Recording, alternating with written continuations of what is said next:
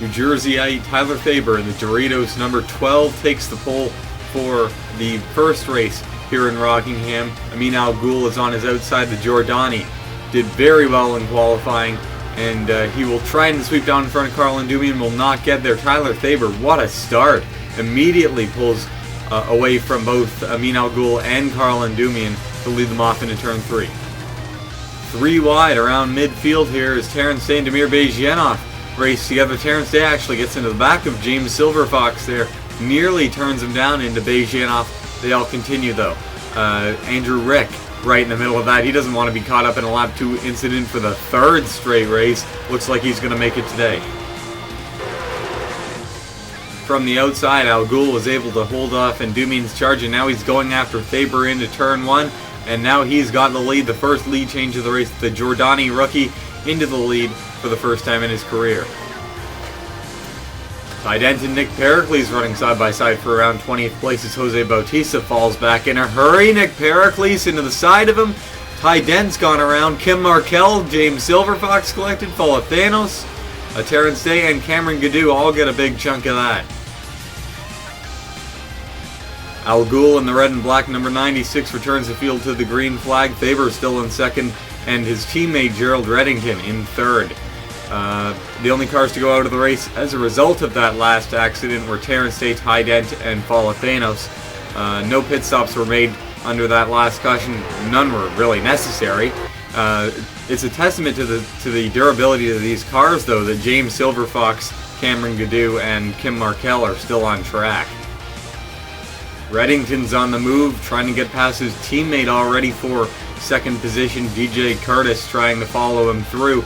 Now Reddington takes a look on Alghoul. What a run through the corner he got. And Reddington will sweep into the lead here in turn 3. Reddington not a rookie to this racetrack. This is his second race here at this track.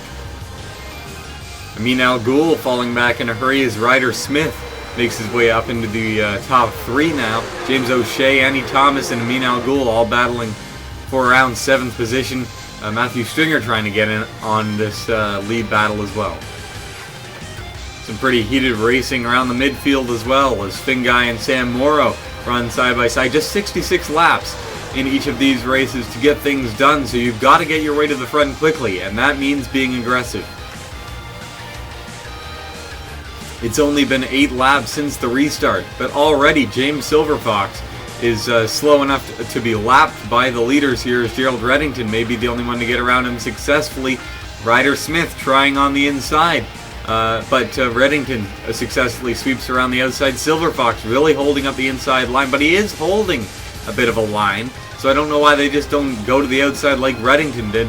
Reddington's going to have a huge lead after this, as everyone gets bunched up 2 and 3 wide right now. Annie Thomas trying to get underneath James O'Shea. Pretty wild racing now as the whole field is kind of put right back together. It's kind of super speedway-ish right now. But now we got 2 lanes going underneath James Silverfox. Silverfox falling back in a hurry. DJ Curtis gets out in second position. It looks like TJ Dent and Carl Endumian battling for third, as we've got another accident, I believe. This was inevitable considering the tight spacing of the field. Chris Louvier and Zach Riel make some contact. Matthew Stringer sent around. At the same time, Ryder Smith goes around. Sam Morrow, Andrew Rick collected in that, and Cameron Gaddu ARCA breaks his way into that one. Spencer Fullerton, really close call for him, barely avoids it. A nice restart for Gerald Reddington. The 112 leads the field to the green flag this time.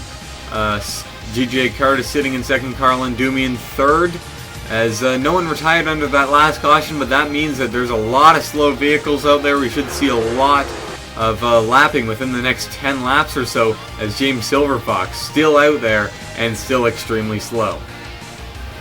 Prudence Littlejohn came into the pits for a flat tire. Must have picked up some debris after that last incident. Anyway, Prudence Littlejohn going back onto the circuit now. She is 1 lap down, I believe now. The driver, the number 31 from Washington, will be stuck with the slow cars. Here's Nick Pericles tries to get around some of the slower traffic, including Andrew Rick's modified car, as Prudence Littlejohn will merge just in front of this pack. Lucky break for her. DJ Curtis fell way back after that last restart, back to around 15th place or so. TJ Dent moving his way forward now past Carl Andumi and Richard Trelinsky, trying to follow him through. Not quite for now. Tyler Faber still sitting there in the top 5, watching his teammate lead the race here today. They brought great setups to this track, had some pretty good qualifying runs, in fact the pole for Tyler Faber, and now we're doing well in this race. On board Jeffrey Fingai now as Carl Andumi goes after Gerald Reddington for the lead. I believe this would be just the 3rd lead change of the race. This race a bit more tame than it has been in the past, thanks to a new tire compound. TJ Dent getting to the inside of Reddington. Now Reddington on his way back as Jeffrey Fingai and Richard Trelinsky race for 4th. Fingai has not had the best of seasons so far, sitting around 60th place in points so far. But of course, just 2 rounds in, that can change in a real hurry here, as Fingai really coming right on the back bumper of TJ Dent now as he gets around Gerald Reddington. Silver Fox once again ruining the plans of some of these leaders here as Carl Andumi gets around him successfully once again. But then TJ Dent and Jeffrey Fingai make some contact there. TJ Dent gets into Silver Fox, sends him up the track, and now here comes the inside line right by Silver Fox. That opened up the door for them finally. Silver Fox, although he has been trying to hold the inside line for these guys, he really should just try and hold the outside, since the inside seems to be such a popular line. Now he's got 2 lines of cars going underneath him. Brandon Karasta, Tyler Faber, and Damir Bejinov taking a bit of a middle line here as they compete with their competitors on the inside, Jose Bautista, Andreas Allen, and Chris Louvier.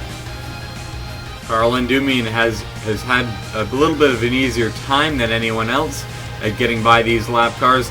Sweeps by Kim Markell.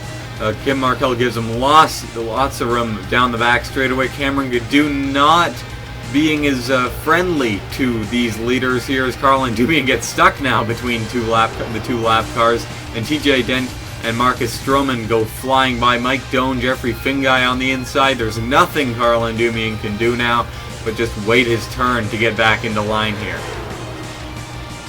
TJ Dent up into the lead. Marcus Stroman challenging on the inside. This is TJ Dent's first noteworthy moment of the season so far. Finished 4th in last year's point standings. Has not been doing so well in the first couple of rounds. Marcus Stroman, Jeffrey Fingai, James O'Shea, Andy Thomas, and Mike Doan all sweep along the bottom. They committed themselves to the inside, forcing Dent up into the lesser used groove. And now Andrew Rick goes a lap down, being a very gracious back marker, giving them lots of room and holding his line. Sitting around 8 seconds back of the leaders, we have a small group of cars that is just going about their business right now. Nick Pericles, Prudence Littlejohn, Alex Tanker, Spencer Fullerton, Ryder Smith, and Matthew Stringer. A variety of slightly damaged or just overall slow cars today, just minding their P's and Q's, hoping, I imagine, that there's a wreck up front so that they can gain some positions. Carl Andumian's been steadily chipping his way back to the front here, now trying to get past Andreas Allen for 7th.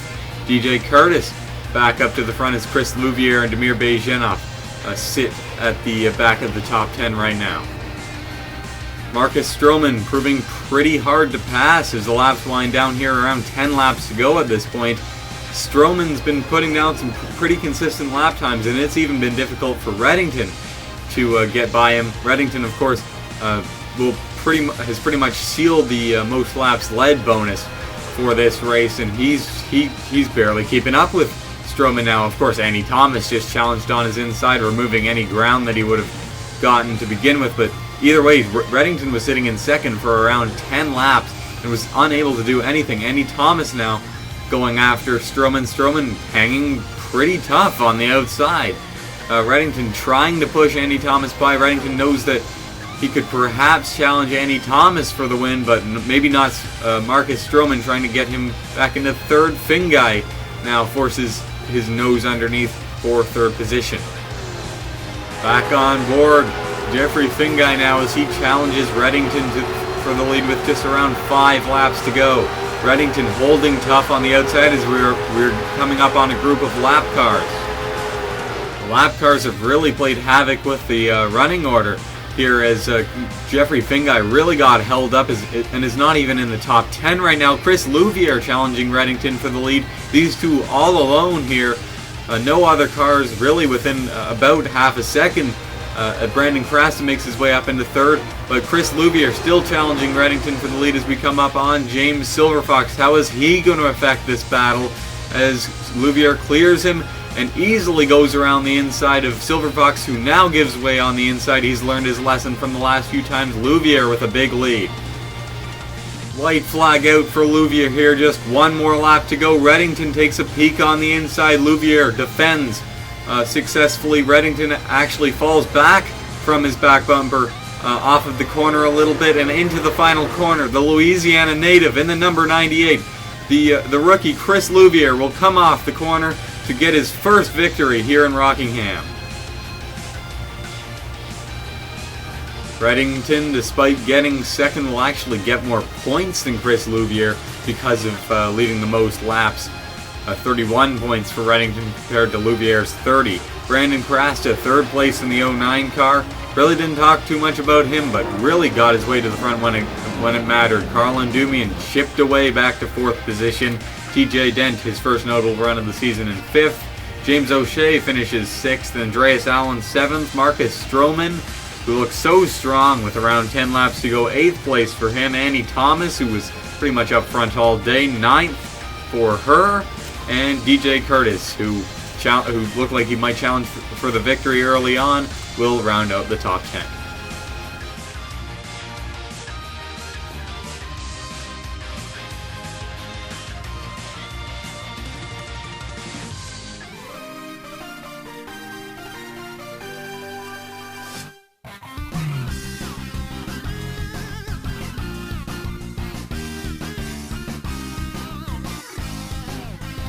From Arkansas for Team Thunder, the 99 of Matt Duncan's on the pole for the second race of round 3. Pichu London started on his outside in the 007 car, did not get the best of starts. Don Thompson Jr. slipping up into second immediately off of turn number 2. Sidney Crasta working his way up into third, as now Don Thompson Jr. takes a look very early on into turn number 3 for the first time, and Thompson Jr. from third place impressively makes his way up into the lead by the end of the first lap. Just 3 laps in, and the whole picture of the front has completely changed already. Jeff Derry now up into the second position. Luke Walker, Pichu London's teammate, is up into third. Daniel Voiles fourth. And Rusty Babinski, Sean Morrison, Johnny Appleseed, all people that started nowhere near the front, are up into the top 5 or 10 at this point, as we've got a crash behind them.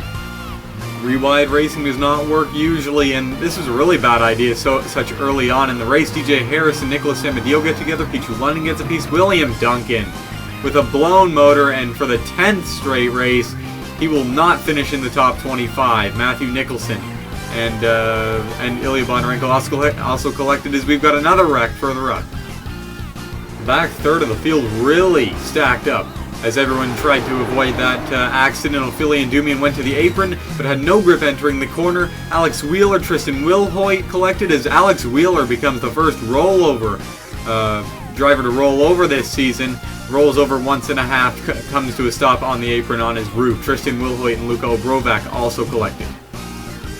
Here's another look at it, this time focusing from the 10 car of Tyler Markell of rookie. Zachary Fitzwater also gets a piece, and Markell slides down the racetrack. He's got a lot of damage. You see Alex Wheeler come to a stop. Bill Littlejohn has got some rear end damage. He should still be at least somewhat on pace. Tyler Markell, however, looks pretty much destroyed. The frame's bent on that number 10 machine.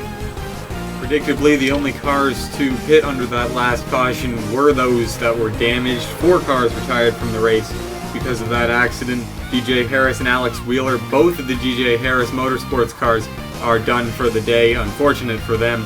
Here in round number 3, Tristan Wilhoit and William Duncan also collected. Duncan continuing his streak of extremely bad luck here in 2015, it appears. Meanwhile, Jeff Derry took the restart. However, Luke Walker and Daniel Voiles both got by him rather quickly, and Luke Walker will keep the lead for now as Jeff Derry is really on his way back now getting passed by Johnny Appleseed. As Don Thompson Jr. will go for second on Daniel Voiles, and it appears he will get it off of turn number 4. 21 cars still on pace here as we head into turn number 2. You've got a good 3-wide battle here between Sam Curtis, Maxwell Chan, and Chris Washer. Chan and Curtis might have actually touched a little bit there, but they sorted things out as Sam Curtis moves up a few positions. Luke Walker still leading this train of cars. From midfield, Johnny Appleseed is up into the lead as we approach around lap 20 here. A couple of veterans leading it. Behind them, all rookies. Daniel Voiles, Rusty Babinski, Sidney Krasta, Jeff Derry, Don Thompson Jr., Sam Curtis. Tons of rookies behind these two. A lot of really good rookie talent, though. Voiles, in particular, has shown a lot of speed the last few rounds. Sidney Krasta, not so much, but is showing a lot of it today. Jeff Derry was up near the front at Homestead. Don Thompson Jr. led a bunch of laps at Homestead along with Rusty Babinski. The race's front row is now battling it out for position. Matt Duncan just got around Pichu London. These two started the race side by side right at the front of the field, are now battling for around 20th spot along with Alex Allen, who's second in points right now. And I believe that's Zeus Morrow in the 17. Voiles has slowly been closing in on Appleseed. Sidney Krasta and Luke Walker battled it out for third. Sidney Krasta initially took that position from Walker along with Voiles when they charged past him. But now Daniel Voiles still battling with Appleseed. Appleseed charged it in hard into turn number 1 there, trying to hold on to that position. Will not do so. Still battling back in the field as well. Alex Allen gets into the back of Maxwell Chan, has to check up, and Duncan gets into the back of him, turning him around on the front straightaway. Quick spin there. Caution is out for the second time in this race. Alex Allen's going to need to come in for a new pair of tires, I imagine, but other than that, he should be good to go. Daniel Voiles ready to return the field to the green flag here. 34 laps to go as we enter turn number 1, 32 down. We're about halfway through race number 2 here. Luke Walker closes to his back bumper, then has to check up in the middle of the corner. Guess he got a little bit tight there, and Voiles pulls away off into the distance in turn number 3. The battle is on for 4th place between Don Thompson Jr. and Sidney Krasta. Johnny Appleseed trying to join that battle along with Jacob Young. We haven't talked too much about this veteran so far today, but it looks like he'll be challenging for the win very shortly, as he's really made his way through the field in a hurry. Sam Curtis and J.R. Fitzpatrick also join this battle. Pretty heated one for around 10th position. You go on board one of the Discover Alaska cars. In fact, the only remaining one, that of Allie Nelson. She just went around Sam Curtis, now immediately challenging Sean Morrison, who had about a 3-car length advantage going into turn number 3 there. Allie Nelson is certainly on the move, trying to get her first good run of her career actually here today. Has not done terribly well in the past couple of rounds, but trying to show that she has got what it's made to perhaps challenge for this year's championship. Jeff Derry inside of Daniel Voiles. The Ontarian sweeps into the lead. Voiles trying to get a charge back on the outside. That's not going to work. He just left the door open for Luke Walker, and Walker will get into second place. It's just 25 laps to go in race number 2 now. The points leaders beginning to make their way to the front. Kerry Davis in the 101 now up into the top 10, and soon behind him, Sawyer Girl up from dead last at the start of this one up to around 14th currently in that 01 car. He is on the move. He's trying to be able to hold on to that position. At this point, it would be Kerry Davis taking the championship lead. Sawyer Girl definitely trying to stop that. Voiles gets back around. Derry was not willing to sit in second for too long. Luke Walker and a pack of about 5 behind him now close in to overtake Derry here. The lead pack back into one group here as the 2-wide racing caused the pack behind him to run faster lap times, and up they came. Johnny Appleseed and J.R. Fitzpatrick, Jacob Young side by side, all side by side now, as Luke Walker finally gets around Jeff Derry. Took him a little bit longer than I expected there. The outside just has not been able to keep up with the cars on the inside mainly so far in this race. Now it's Walker who re-challenges for the lead. Walker, Voiles, and Jeff Derry seem to have the fastest cars of the day so far, but J.R. Fitzpatrick just shoved his way up into second for the first time. Could we see him challenge for the victory?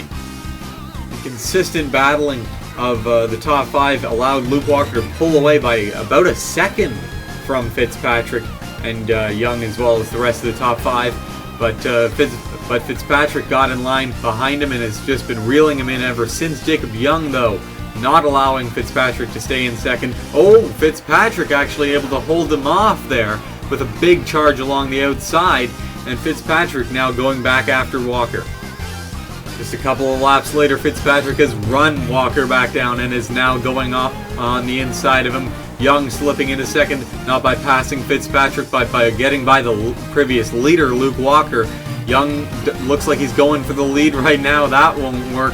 Fitzpatrick able to slide back down into turn number 3. Young still getting a run off of the corner. Now takes a peek to the inside. Fitzpatrick dives low to try and defend it. Young's already there, and Young will get the position. Just 10 laps to go now. Very good racing up front.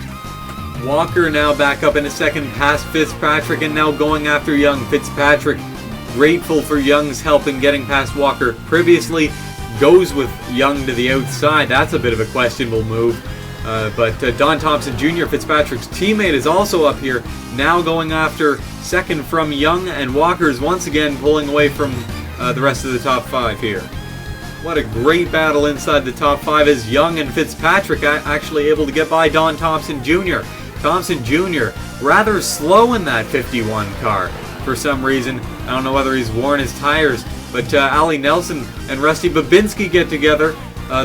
They both had to check up for Don Thompson Jr. rather, and nearly got into each other. They're very similar to the Alex Allen incident earlier in this race. Ali Nelson now up into the top 4. Meanwhile, back up front, Young has taken over the first position, and J.R. Fitzpatrick just managed to get around Walker for the lead. Walker and Fitzpatrick had a heated battle for that second position. Walker tried his damn well best to defend it from Fitzpatrick, but Fitzpatrick and Young seem to be on a whole other level compared to Walker. Walker falling back just a little bit. Fitzpatrick did not have the best first corner. Had to check way up to avoid hitting the wall there, and because of this, Jacob Young has a really big lead. Well, big as being 0.3 of a second. However, he blew it there in turn number 2 there. Here comes J.R. Fitzpatrick along the inside. Fitzpatrick going for his first victory. Young going for his third, I believe. And Fitzpatrick's got the position off of the corner. Young trying to come back on the outside. Fitzpatrick's got the win here. The New Brunswick native will get his first career win here in Rockingham. Jacob Young had that win in the bag, but just blew it in the last couple of corners there. Tried his best to redeem himself down in turn 3 and 4, but it was too late. Fitzpatrick had saved his tires up to that point, and Fitzpatrick just roared up the inside of him. Young, still a good finish in second position. Walker, third after leading the most laps today. Sawyer Girl up to 4th position, 30 positions gained in this race. Insane run by that 01, the driver of that 01. He'll continue with the points lead. Sam Curtis in the 19th position. Ali Nelson, a good run for the Discover Alaska team in 6th position. Alex Allen recovered from that spin to finish 7th. Daniel Voiles led a few laps today. He'll finish 8th. Sean Morrison 9th. And Rusty Babinski in the 41 rounds of the top 10.